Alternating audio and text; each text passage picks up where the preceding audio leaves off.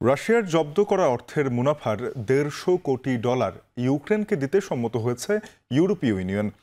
রুশ কেন্দ্রীয় ব্যাংকের জব্দ অর্থ ব্যবহৃত হবে কিয়েভকে সামরিক সহায়তা দিতে। ইউরোপীয় ইউনিয়নের পররাষ্ট্রনীতি প্রধান জোসেফ বরিল জানান, ইউরোপিয়ান কাউন্সিলের পররাষ্ট্রমন্ত্রীদের বৈঠকের পর এই সিদ্ধান্ত হয়েছে। ইউক্রেনে সেনা অভিযান শুরুর পর থেকে এখন পর্যন্ত পশ্চিমা দেশগুলো রাশিয়ায় $30,000 কোটি তহবিল জব্দ করে রেখেছে। জোসেফ বরিল জানান, আগামী মাসেই $150 কোটি পাচ্ছে কিয়েভ। বছরের শেষ নাগাদ পাবে আরও €100 কোটি। এই অর্থ ব্যবহার করা হবে ইউক্রেনের জন্য আকাশ প্রতিরক্ষা ব্যবস্থা ও সমরাস্ত্র কিনতে, পাশাপাশি সহায়তা করা হবে দেশটির প্রতিরক্ষা খাতকে।